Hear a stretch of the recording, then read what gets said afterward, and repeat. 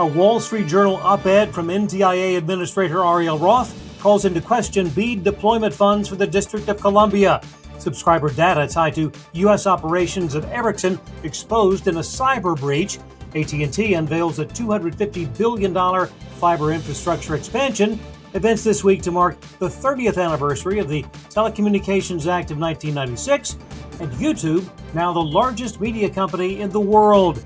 Those stories and more on This Week in the Broadband universe. Hello, everyone, and welcome. I'm Craig Corbin. According to an op-ed by Assistant Secretary of Commerce Ariel Roth in the Wall Street Journal this week, the District of Columbia may not receive any BEAD deployment funding. The op-ed cited revised proposed spending from an average of $70,000 per serviceable location down to $6,000 per location. Washington, D.C. had been allocated $100.7 million in BEAD funding. Response from the Office of the Chief Technology Officer for the District of Columbia is anticipated to be released this week. A cyber incident at an external service provider tied to Swedish multinational networking and telecommunications company Ericsson is shining a light on security risks across the telecom supply chain. The recent cyber breach at a third-party vendor exposed data belonging to U.S. customers. The potentially affected records include names, addresses, social security numbers, driver's license numbers, government-issued ID numbers, along with financial information. The files are thought to have been accessed in mid-April last year. 15,000 individuals were affected by the breach. A massive investment in fiber and 5G networks announced this week by AT&T. The $260 billion connectivity infrastructure expansion was presented as part of the company's celebration of the 150th anniversary of the first telephone call made by Alexander Graham Bell on March the 10th, 1876. Fiber expansion will make up a majority of the expansion, along with 5G home internet using mobile spectrum, along with satellite connectivity.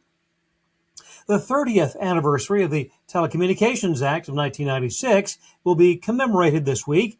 FCC Commissioner Ana Gomez will host panel conversations featuring communications and technology policy experts on Tuesday, March 17th.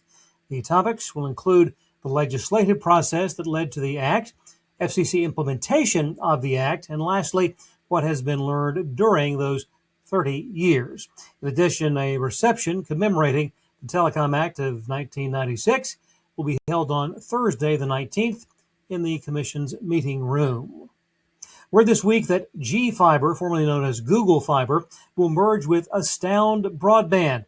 Infrastructure investment firm Stonepeak will have majority ownership of the combined company. Alphabet will retain a minority stake. G-Fiber's management team will run the new operation. Financial terms not released. The deal expected to close by the end of the year. Elsewhere, a number of state attorneys general are preparing to challenge Nexstar's $6 billion acquisition of Tegna if the deal is approved by the FCC. AGs in California, Colorado, and New York say the merger could give Nexstar excessive control over local broadcast markets. The proposed deal, awaiting Department of Justice review, a green light may hinge on FCC ownership rule changes or station divestitures. Nexstar, the largest owner of network-affiliated TV stations, Tegna, ranks in the top 5 nationwide. A 15,000-pound TV satellite was launched into orbit from Cape Canaveral earlier this week.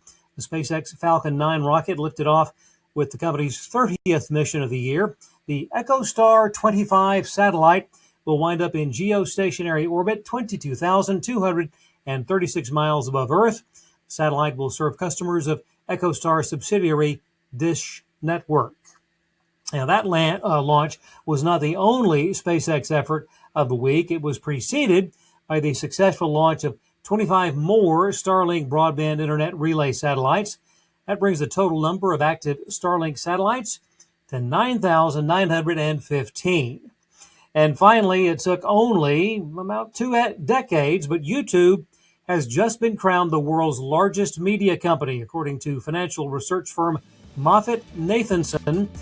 YouTube brought in $62 billion in revenue during 2025, more than the Walt Disney Company at $60.9 billion.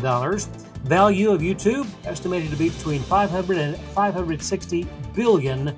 Well, thanks for watching. See you next time on This Week in the Broadband Universe.